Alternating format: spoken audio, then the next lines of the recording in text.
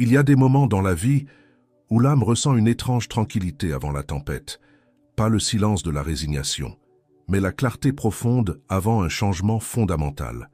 Carl Jung a reconnu que certaines âmes, juste avant de rencontrer leur véritable amour, traversent une transformation tout à fait particulière, une que très peu de gens vivront jamais.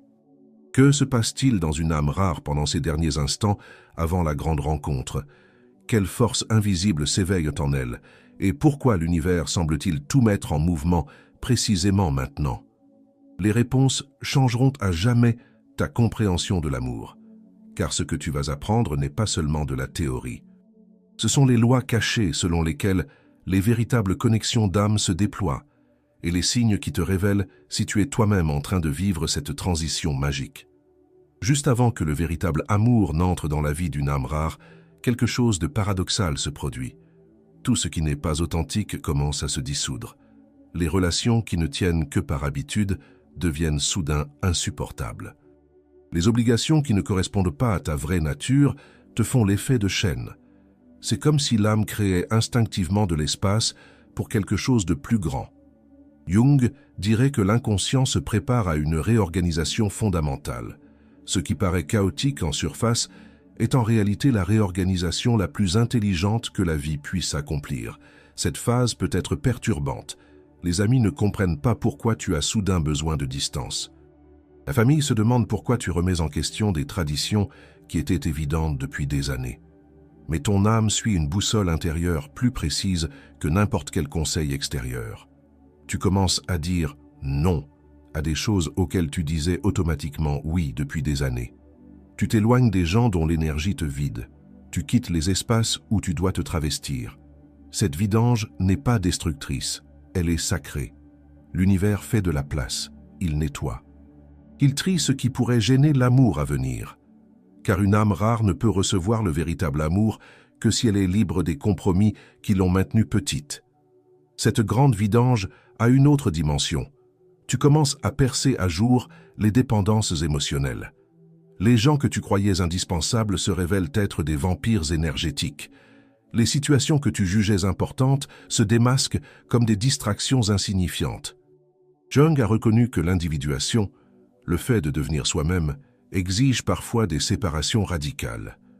Pas par manque d'amour, mais par amour pour sa propre vérité. L'âme rare apprend à distinguer ce qui la nourrit de ce qui ne fait que l'occuper. Dans cette période de vidange, quelque chose de merveilleux se produit. Le silence devient ton allié. Tandis que d'autres craignent le vide, tu commences à l'apprécier. En lui, tu trouves une clarté impossible dans l'agitation du quotidien. Tu entends pour la première fois depuis longtemps ta propre voix. Pas celle qui veut plaire aux autres, mais celle qui exprime ta vérité la plus profonde. Cette voix sera la boussole qui te guidera vers ton véritable amour. La vidange est aussi une purification. Les vieilles croyances sur l'amour basées sur le manque et la peur sont balayées. Tu commences à comprendre que l'amour ne signifie pas s'abandonner soi-même, mais se trouver si complètement que tu peux donner à partir de l'abondance. Tandis que les structures extérieures s'effondrent, quelque chose d'autre s'éveille. Une autorité intérieure plus forte que toutes les opinions extérieures. Les âmes rares, juste avant leur véritable amour, développent une capacité presque surnaturelle à distinguer ce qui est authentique de ce qui ne l'est pas. C'est comme si un sixième sens s'ouvrait, un détecteur de vérité qui ne faillit jamais. Tu sens immédiatement quand quelqu'un porte un masque. Tu reconnais la manipulation avant qu'elle ne soit prononcée. Tu ressens l'énergie d'une personne avant même qu'elle n'entre dans la pièce. Cette autorité intérieure nouvellement éveillée te rend d'abord solitaire, car soudain, tu vois à quel point les vraies rencontres sont rares dans le monde. La plupart des conversations sont des jeux de surface. La plupart des connexions sont des transactions. La plupart des gens se cachent derrière des rôles et des attentes. Mais cette clarté est un cadeau. Jung savait que seul celui qui a percé l'illusion peut reconnaître la vérité. Ta nouvelle capacité de discernement t'empêchera de te perdre à nouveau dans des connexions superficielles. Tu commences à comprendre que la solitude est préférable à une compagnie fausse, que le silence est plus précieux que les bavardages vides, que l'authenticité est plus précieuse que la popularité. Ces prises de conscience te préparent à quelqu'un qui partage ces valeurs. L'autorité intérieure se manifeste aussi dans les petites décisions quotidiennes. Tu n'achètes plus pour impressionner les autres, mais pour te faire vraiment plaisir. Tu ne choisis plus des activités parce qu'elles sont attendues socialement, mais parce qu'elles nourrissent ton âme. Tu arrêtes de t'excuser pour ta sensibilité. Tu ne caches plus ta profondeur par peur de submerger les autres. Tu assumes ta différence au lieu de la voir comme un problème. Cette révolution intérieure est parfois invisible pour les autres, mais elle change toute ton aura énergétique. Tu commences à émettre sur une autre fréquence, une que seules des âmes authentiques similaires peuvent capter. L'univers enregistre ce changement de fréquence. C'est un signal. Cette âme est prête. Elle a arrêté de se travestir. Elle a arrêté de se faire petite. Elle vibre dans sa propre vérité.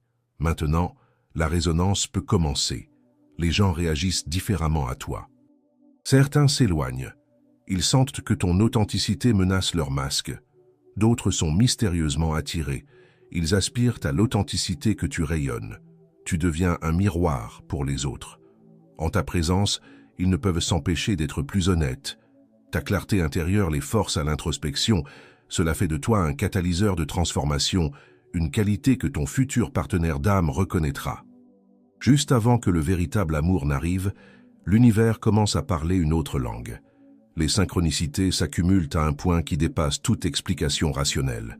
Tu penses à quelqu'un et tu le rencontres le lendemain. Tu as besoin d'une réponse et tu la trouves dans une conversation fortuite.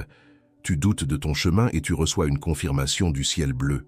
Jung a reconnu dans ces synchronicités la preuve d'un principe de connexion qui va au-delà de la cause et de l'effet. L'inconscient collectif commence à dialoguer de manière particulière avec l'âme individuelle.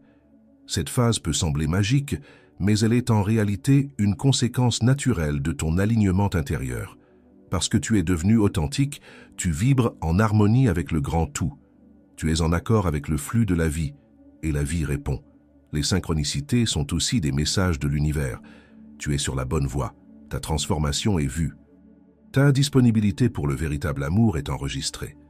Reste ouvert, reste confiant. Le moment est proche. Parfois, ces signes sont si évidents qu'ils en deviennent presque théâtraux. Tu lis un livre sur les connexions d'âme et peu après, un inconnu t'aborde sur ce sujet précis. Tu entends une chanson qui touche ton cœur et elle passe partout où tu vas.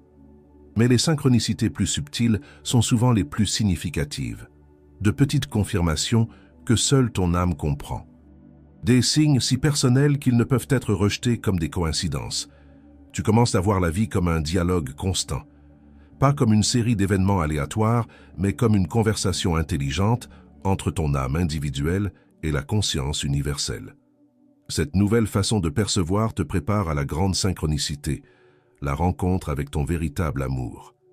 Car quand deux âmes, toutes deux dans cet état d'alignement, se rencontrent, l'univers explose littéralement de signes et de confirmations. Tu apprends aussi à distinguer les vraies synchronicités du wishful thinking. Les vrais signes de l'univers ont une qualité particulière. Ils sonnent juste, pas forcés. Ils ouvrent des portes au lieu de les claquer. Ils apportent la paix, pas la confusion. Les synchronicités t'enseignent à faire confiance, pas aveuglément, mais par expérience. Tu as vu comment la vie t'a guidé. Tu as vécu comment des détours apparents se sont révélés être des préparations parfaites. Tu sais maintenant, tu n'es pas seul dans ce voyage. Dans les semaines et les mois précédant la grande rencontre, quelque chose de fascinant se produit. L'âme commence à se purifier énergétiquement. Les vieilles blocages émotionnels se dissolvent comme par eux-mêmes. Les traumatismes refoulés depuis des années remontent à la surface, non pour te tourmenter mais pour être guéris. C'est comme si l'inconscient ouvrait ses archives et triait tout ce qui pourrait gêner l'amour à venir. Jung appelait ce processus le voyage nocturne de l'âme, un voyage profond à travers ses propres ombres pour ressurgir purifié. Cette purification peut être intense. Les rêves deviennent plus vifs, plus émotionnels. Tu te sens parfois comme si tu te débarrassais de couches d'identité anciennes. Des gens et des situations du passé reviennent dans tes pensées, non pour te hanter, mais pour être intégrés et lâchés définitivement.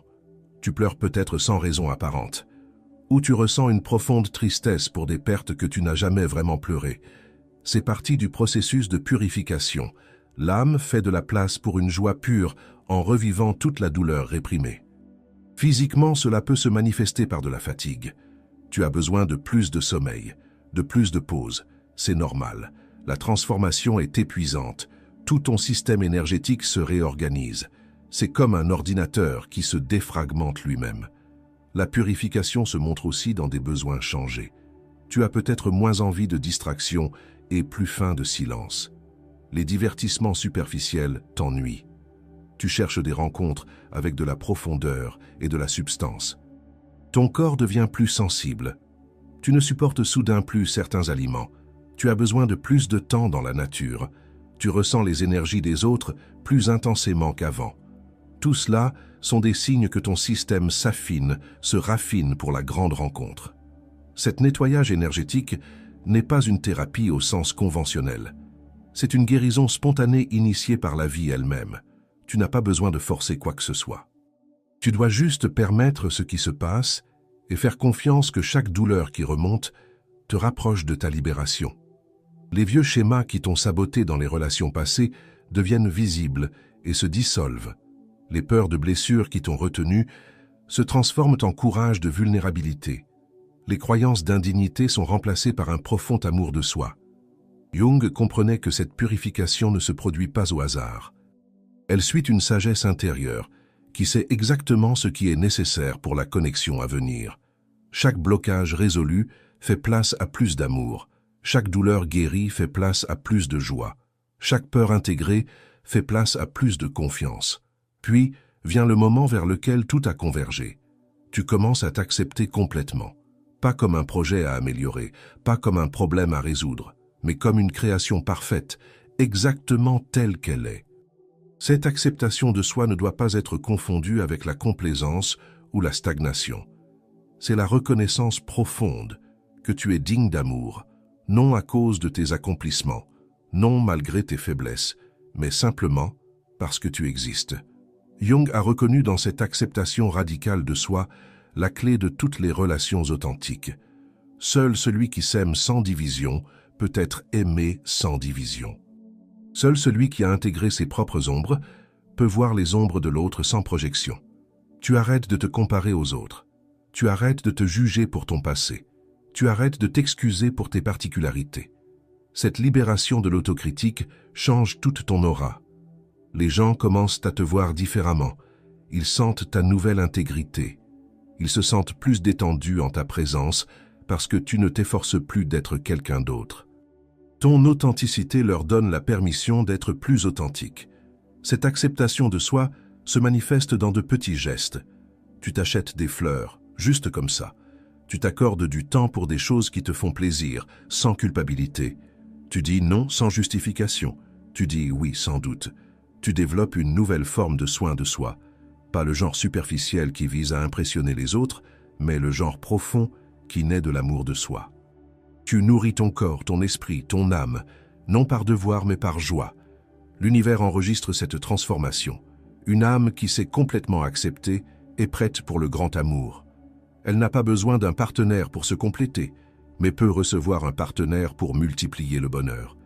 Tu deviens un aimant pour l'amour, pas le genre needy qui naît du manque, mais le genre généreux qui coule de l'abondance. Les gens sentent ta complétude et en sont attirés. Mais seul un certain type de personne pourra pleinement comprendre cette fréquence. L'acceptation de soi t'apprend aussi à recevoir l'amour. Beaucoup de gens peuvent donner, mais pas recevoir. Tu apprends que c'est tout aussi important de recevoir l'amour que de le donner. Cet équilibre te prépare à un partenariat entre deux âmes égales. Dans cette phase, tu remarques peut-être que tu n'as plus peur de la solitude. Tu apprécies tellement ta propre compagnie que tu n'as plus besoin de quiconque pour te sentir complet. Paradoxalement, c'est exactement cela qui te rend prêt pour la connexion la plus profonde de ta vie. Juste avant que le véritable amour n'arrive, les rêves commencent à changer. Pas seulement leur intensité, mais toute leur qualité. Jung, pionnier de l'interprétation des rêves, a reconnu dans ce tournant onirique l'un des indicateurs les plus sûrs de transformation psychique imminente. Les rêves deviennent plus vifs, plus symboliques, plus significatifs. Tu rêves peut-être de visages inconnus qui te regardent pourtant avec familiarité, de lieux que tu n'as jamais visités, mais qui te font l'effet d'un foyer, de rencontres si réelles que tu es déçu au réveil. Ces rêves sont plus que des fantaisies nocturnes. Ce sont des messages de l'inconscient collectif, des ombres portées de la réalité à venir. L'inconscient commence à te préparer à la grande rencontre en te montrant ce qui est possible. Parfois, tu rêves de personnes qui incarnent des qualités importantes de ton futur partenaire. Pas comme une prédiction exacte, mais comme une préparation énergétique. Ton âme s'exerce en quelque sorte à s'ouvrir à ce type de connexion. D'autres rêves te montrent symboliquement quels blocages intérieurs doivent encore être résolus. Tu rêves peut-être de portes fermées qui s'ouvrent, de murs qui s'effondrent, de ponts qui se construisent. Tout cela sont des images pour le travail intérieur qui est encore en cours. La qualité des rêves change aussi émotionnellement. Tandis que les rêves antérieurs étaient souvent marqués par la peur, la confusion ou le stress, ils deviennent maintenant plus paisibles, plus pleins d'espoir, plus aimants. C'est comme si ton inconscient te signalait « Prépare-toi, quelque chose de beau arrive ». Tu commences peut-être aussi à avoir des rêves prophétiques. Tu rêves de situations qui se produisent peu après, ou tu rêves de personnes que tu rencontres. Ces rêves te montrent que tu es dans un état particulier de connexion avec la conscience plus large. Jung a reconnu que de tels rêves surviennent toujours avant d'importants tournants de vie. Ils sont comme un système de navigation de l'âme qui t'aide à t'aligner sur ce qui vient. Tu apprends à écouter tes rêves, à les apprécier, à décoder leurs messages. Le changement des rêves montre aussi que ta conscience s'élargit, tu deviens plus réceptif aux énergies subtiles, aux intuitions, à la guidance spirituelle. Cette sensibilité t'aidera à reconnaître ton véritable amour quand il viendra. Parfois, les messages des rêves sont si clairs qu'ils ressemblent à des instructions directes. Va à cet endroit, lis ce livre, parle à cette personne. Si tu suis ces impulsions intérieures, tu te déplaces dans la bonne direction pour la grande rencontre. Le tournant onirique est aussi un signe de ta maturation intérieure.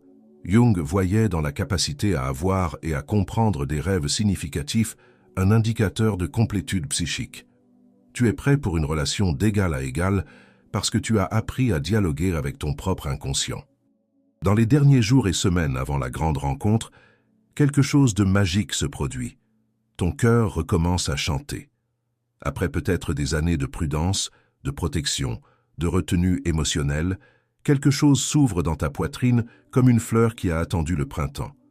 Ce n'est pas la naïveté qui revient, c'est la sagesse, une certitude profonde que tu es devenu assez fort pour aimer à nouveau. Que ton cœur n'a pas seulement survécu au voyage à travers l'obscurité, mais en est sorti plus fort. Tu ressens une anticipation qui n'a rien à voir avec les circonstances extérieures. Une joie intérieure qui naît de la certitude que quelque chose de merveilleux se prépare. C'est comme si ton âme fredonnait une chanson que seule elle connaît, la chanson de l'union imminente. Cette ouverture retrouvée du cœur se manifeste dans tous les domaines de ta vie. Tu souris plus souvent. Tu chantes sous la douche. Tu remarques la beauté dans les petits moments. Tu te sens vivant d'une manière que tu avais presque oubliée. Jung dirait que l'archétype de l'amant s'éveille en toi. Pas l'amant needy qui aime par manque, mais l'amant mature qui aime par abondance. Tu es prêt à donner, non parce que tu dois, mais parce que tu veux. Cette ouverture du cœur te rend plus attractif, pas seulement physiquement, mais énergétiquement. Les gens sentent ta nouvelle vitalité. Ils se sentent revigorés en ta présence. Tu agis sur les autres comme un élixir de vie. En même temps, tu développes une nouvelle forme d'espoir. Pas l'espoir désespéré qui s'accroche à des pailles, mais la confiance calme basée sur l'expérience. Tu as vu comment la vie t'a guidé. Tu fais confiance à son déroulement futur. Tu commences à voir et à sentir l'amour partout, dans la nature, dans l'art, dans les rencontres fortuites. C'est comme si tu marchais à travers le monde avec des yeux d'amour. Cette nouvelle perception te prépare à reconnaître l'amour aussi dans une autre personne. La peur de la blessure n'a pas disparu, mais elle ne te domine plus. Tu sais que l'amour comporte toujours un risque, mais tu sais aussi qu'une vie sans amour est le plus grand risque de tous.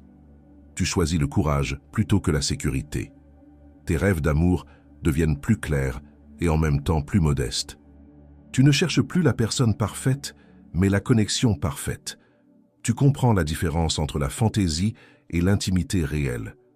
Tu ne veux plus être enchanté, mais reconnu.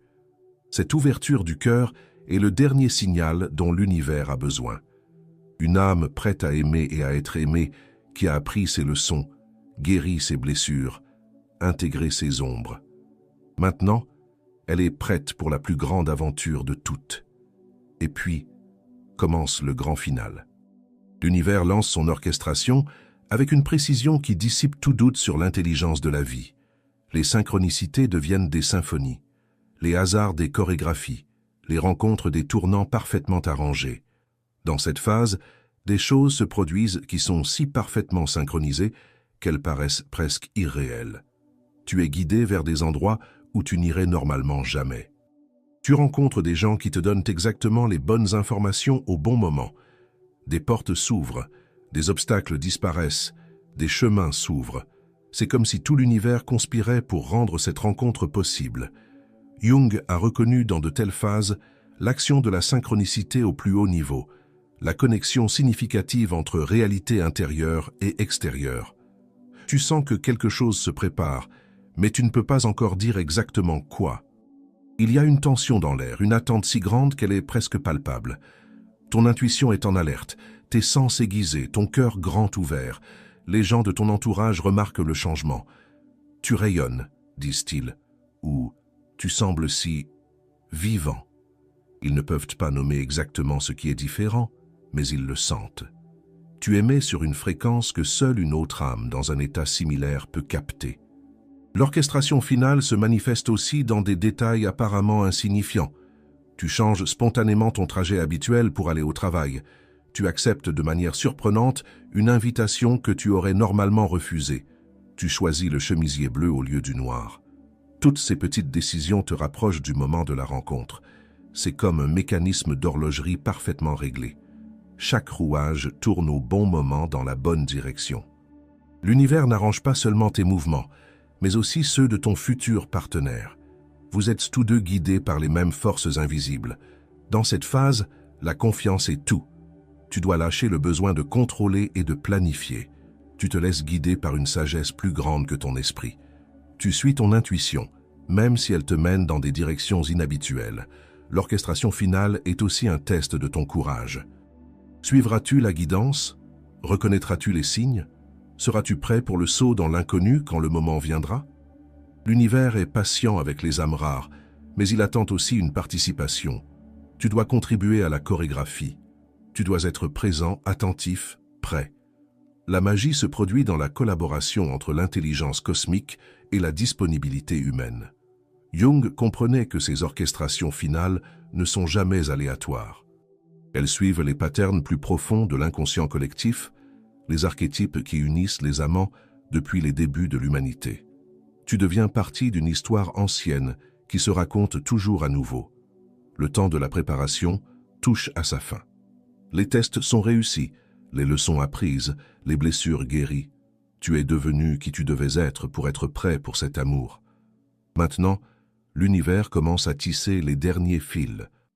Bientôt viendra le moment vers lequel tout a convergé, la grande rencontre.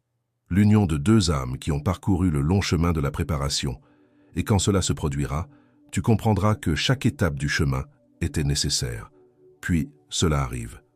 Pas comme dans les films avec une musique dramatique et un ralenti, mais calmement, naturellement, comme si l'univers poussait enfin un soupir de soulagement. Tu rencontres une personne et quelque chose dans ton âme dit « Te voilà, enfin ». Ce n'est pas un éclair de reconnaissance, mais un éveil doux, comme la première lumière de l'aube qui vient si progressivement que tu ne pourrais dire quand exactement la nuit s'est terminée. Tu regardes dans des yeux qui semblent te connaître, avant même que vous vous soyez présentés. Jung décrivait de tels moments comme une reconnaissance, le retrouvail d'une âme que la tienne connaissait déjà. Ce n'est pas l'amour au premier regard au sens romantique, mais la reconnaissance au premier regard au sens spirituel. La conversation entre vous coule comme un fleuve qui, après une longue sécheresse, porte enfin de l'eau. Vous parlez de choses quotidiennes, mais sous la surface, vos âmes communiquent dans une langue que vous comprenez tous deux parfaitement. Le silence est aussi naturel que la parole. Tu ne te sens pas nerveux ou excité, mais calme et chez toi. C'est comme arriver enfin après un long voyage. En présence de cette personne, tu peux te détendre complètement, peut-être pour la première fois depuis des années. La rencontre a une qualité d'intemporalité. Les heures passent comme des minutes. Vous pouvez discuter pendant des heures sans que cela devienne ennuyeux. Mais vous pouvez aussi rester assis en silence l'un à côté de l'autre sans que cela soit gênant. Il n'y a pas de jeu, pas de stratégie, pas de masque. Vous vous rencontrez dans votre vérité, et cette vérité est belle. Tu remarques que tu n'as pas besoin de t'efforcer d'être intéressant. Tu es intéressant, simplement parce que tu es toi. L'attraction physique est là, mais elle est différente de tout ce que tu as connu auparavant. Elle ne naît pas du manque ou du désir de complétude, mais de la joie de la résonance. C'est l'attraction entre deux personnes entières, pas entre deux moitiés. Tu sens immédiatement que cette personne non seulement tolère ta complexité, mais l'apprécie. Ta profondeur ne lui fait pas peur. Ta sensibilité n'est pas un problème à résoudre, mais un cadeau à valoriser. Dans les premières conversations, vous découvrez des parallèles étonnants dans vos parcours de vie. Pas des expériences identiques, mais des leçons similaires. Vous avez tous deux parcouru le chemin de la découverte de soi. Vous avez tous deux appris à percer les connexions superficielles. Vous avez tous deux traversé l'obscurité et trouvé la lumière. Cette rencontre ressemble à un puzzle dont la dernière pièce est enfin placée. Pas parce que vous vous complétez, mais parce que vous formez ensemble une image plus grande que la somme de vos parties. Avec cette rencontre commence un chapitre entièrement nouveau, non seulement dans votre histoire d'amour, mais dans tout votre être. Vous découvrez que le véritable amour n'est pas quelque chose que vous avez, mais quelque chose que vous êtes. Un état de conscience, une fréquence sur laquelle vous vibrez tous deux. Jung a reconnu que les vrais partenariats ont un pouvoir transformateur. Ils changent non seulement les deux personnes impliquées, mais tout le champ autour d'elles. Votre connexion devient un catalyseur pour plus de guérison, plus de croissance, plus d'amour. Les gens de votre entourage remarquent le changement immédiatement. Vous rayonnez une énergie qui inspire les autres. Votre relation devient une preuve vivante que l'amour profond et authentique est possible. Sans prêcher, vous enseignez par votre être. L'amour entre vous n'est pas possessif ou craintif. Il est généreux et confiant. Vous vous encouragez mutuellement à grandir, à rêver, à devenir.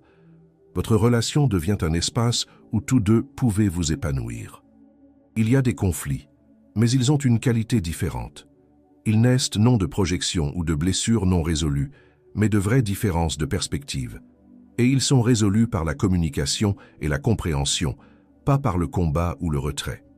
Vous découvrez que l'intimité physique prend une dimension entièrement nouvelle quand elle se produit entre deux personnes entières.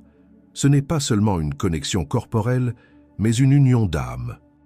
C'est une communication à un niveau que les mots ne peuvent atteindre. Vos rêves commencent à se connecter. Parfois, vous faites des rêves similaires. Parfois, l'un de vous rêve quelque chose que l'autre vit le lendemain. L'inconscient collectif connecte vos consciences individuelles d'une manière qui aurait fasciné Jung. L'amour ne vous rend pas plus faible ou plus dépendant, mais plus fort et plus libre. Vous devenez les meilleures versions de vous-même. Pas par pression ou critique, mais par acceptation inconditionnelle et encouragement. Ensemble, vous commencez à comprendre que votre connexion a un but qui va au-delà de votre bonheur personnel. Vous êtes destiné à montrer au monde ce qui est possible. Votre amour devient une lumière dans un monde qui a souvent oublié que de telles connexions existent. Cela ne signifie pas que tout est parfait. Vous êtes toujours des humains avec des défauts et des faiblesses. Mais vous affrontez ces imperfections avec humour et compréhension. Vous vous aimez non malgré vos erreurs, mais y compris elles. Le temps passé avec cette personne ressemble à un miracle continu, pas parce que des choses spectaculaires se produisent tous les jours, mais parce que le quotidien devient soudain sacré. Un petit déjeuner partagé devient un rituel de connexion. Une promenade devient une méditation à deux. Vous développez vos propres traditions, votre propre langage, vos propres rituels, mais jamais d'une manière qui exclut les autres. Votre amour est inclusif, pas exclusif. Il trace des cercles de connexion au lieu d'ériger des murs de séparation. Ce qui commence avec le long voyage d'une âme rare ne s'arrête jamais vraiment, car le véritable amour n'est pas seulement une expérience personnelle, mais une contribution évolutionnaire. Jung comprenait que chaque connexion d'amour authentique élève la conscience collective de l'humanité. Vos enfants, si vous en avez, grandissent avec une compréhension saine de l'amour. Ils apprennent par votre exemple que les relations peuvent être basées sur l'égalité et le respect. Ils porteront cette sagesse dans leur propre connexion et continueront ainsi la chaîne de guérison. Mais même sans enfants, votre amour a un effet transformateur sur votre entourage. Les amis voient en vous ce qui est possible et élèvent leurs propres standards. Les inconnus sentent votre harmonie et sont encouragés à ne pas s'arrêter à des connexions superficielles. Vous devenez des gardiens conscients d'une sagesse ancienne, que l'amour est la force la plus puissante de l'univers. Pas le genre sentimental et superficiel d'amour dépeint dans les films, mais la force transformatrice et guérissante que Jung a reconnue dans ses insights les plus profonds. Votre relation devient une œuvre d'art vivante, pas parfaite au sens où aucun problème ne survient, mais parfaite au sens où vous avez appris à voir les problèmes comme des opportunités de croissance. Les conflits deviennent des occasions de compréhension plus profonde. Avec les années, votre connexion s'approfondit. Ce qui a commencé comme une reconnaissance devient une fusion d'âmes qui préserve néanmoins leur individualité. Vous devenez deux notes qui, ensemble, créent une harmonie plus belle que chaque note seule. D'autres couples viennent vers vous pour apprendre. Pas parce que vous donnez des conseils, mais parce que vous êtes un exemple. Vous montrez par votre vie que les contes de fées peuvent devenir vrais. Pas les contes superficiels des médias, mais les contes profonds de l'âme. Votre amour devient un legs qui dure au-delà de votre vie physique. L'énergie que vous générez ensemble, la guérison que vous opérez, l'inspiration que vous donnez, tout cela coule dans le champ collectif et rend plus facile pour d'autres âmes rares de trouver leur propre véritable amour. Jung croyait que le but ultime du développement humain est l'individuation, devenir ce que l'on est vraiment. Pour les âmes rares, le véritable amour est à la fois le catalyseur et le couronnement de ce processus. Dans la rencontre avec l'âme sœur, on devient complètement soi-même. Tandis que tu lis ces mots, tandis que tu attends peut-être encore que cette prophétie se réalise dans ta vie, accroche-toi à une vérité. Tu n'es jamais seul. L'univers connaît personnellement chaque âme rare. Il a un plan pour toi, aussi unique que ton empreinte digitale. Chaque jour que tu attends est un jour de préparation. Chaque expérience que tu fais te forme en la personne que tu dois être pour reconnaître et recevoir ton véritable amour.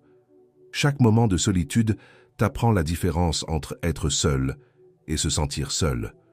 Les signes que Jung a décrits, les phases que nous avons explorées, ils ne sont pas seulement de la théorie. Ce sont la réalité vivante de millions d'âmes rares qui ont parcouru ce chemin avant toi. Tu fais partie d'une histoire plus grande, d'un plan plus grand. Fais confiance au processus. Fais confiance à ton voyage. Fais confiance au fait que l'univers sait ce qu'il fait. Ton véritable amour n'est pas seulement une possibilité, c'est une certitude. Le seul facteur inconnu est le timing, et même cela est parfaitement orchestré. D'ici là, vis, grandis. Aime-toi si complètement que tu puisses donner à partir de l'abondance quand le moment viendra. Reconnais les tests comme des cadeaux. Vois le temps d'attente comme une préparation. Comprends ton unicité comme une force, pas comme une faiblesse. Tu es une âme rare en mission spéciale. L'univers t'a doté de dons particuliers parce qu'il a des plans particuliers pour toi. Ton véritable amour est l'un de ces plans, peut-être le plus beau de tous. Si ce message t'a touché, si tu t'es reconnu dans ces mots, alors partage tes expériences.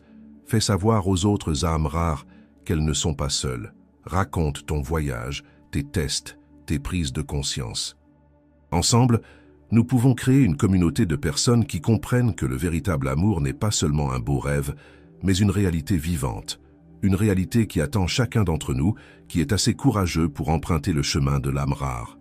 L'univers te murmure, sois patient, mon âme rare, ton temps viendra, et quand il viendra, il surpassera tout ce que tu as jamais rêvé.